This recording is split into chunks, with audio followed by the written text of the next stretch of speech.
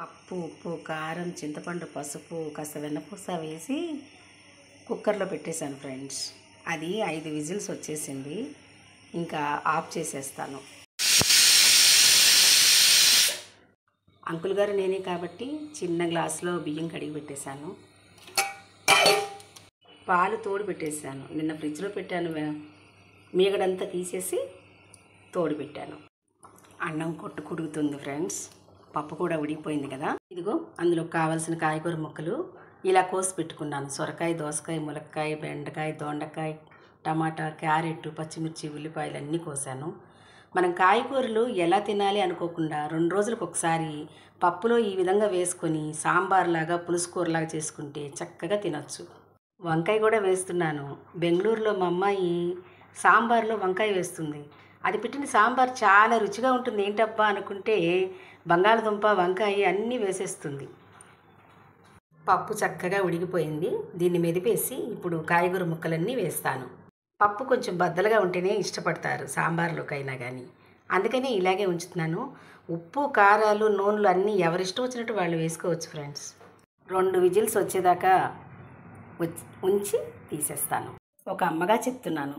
నేను కూడా అత్తగారిగా చెప్తే కోపం వస్తుంది కదా, అందుకే ఎప్పుడు కూడా వంటని శ్రద్ధగా ఇష్టంగా చేస్తే కష్టం ఉండదు.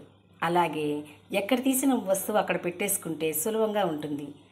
ఎప్పుడు పని అప్పుడు చేసేసుకుంటే ఇంకా సులభంగా ఉంటుంది. ఇదే మరి మన చిలిపి కోడళ్ళలో నేను చెప్పిన సిద్ధాంతం ఒకటి. కాయగూర ముక్కలు సాంబార్లోకి వెళ్ళిపోయాయిగా, చెత్తంతా కవర్లోకి వెళ్ళిపోయింది. ఎప్పుడు పని అప్పుడు చేసుకుంటే గోలే ఉండదు. అన్నం ఉడికిపోయింది ఫ్రెండ్స్. అభిమానులు తలుచుకున్నట్టున్నారు. ఇందాక పొలమారింది, మరి వాళ్ళకి సీరియల్స్ ఇవ్వాలి కదా, అందుకే హడావిడిగా ఎప్పటి పని అప్పుడు చేసేస్తా. ఒక్క వంకాయ, ఒక్క బంగాళదుంపకి తాలింపు వేస్తున్నాను. ఉట్టి పప్పుచారని అంటారు కదా, అందుకు. మనం కడిగిన, పనివాళ్ళు కడిగిన అంట్లు మళ్ళీ మనం ఒకసారి కడుక్కొని వాడాలి ఫ్రెండ్స్. అందుకే ఇలా చిటపటలాడుతుంది.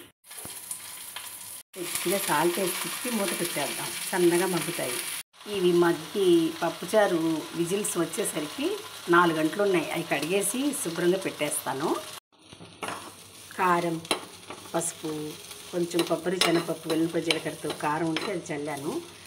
కొద్ది మగ్గగానే దించేస్తాను. నూనెలో మగ్గము అంటున్నాయి, అందుకే కొంచెం నీళ్ళు పోస్తున్నాను.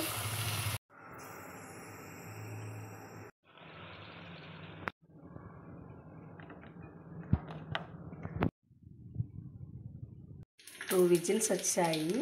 ఇంకా ఆపేసాను. తాలింపు వేసాను ఫ్రెండ్స్. వంట పూర్తయింది ఇక. Okay, bye. ఎప్పుడంటే అప్పుడు కడిగేస్తున్నాను ఫ్రెండ్స్. అంతే, పని తొందరగా అయిపోతుంది. బట్టలైనా అంతే, 2 రోజులకు ఒకసారి కంపల్సరీగా మిషన్ వేసేస్తాను. ఉతికేస్తాను. ఆ పని కూడా కంప్లీట్.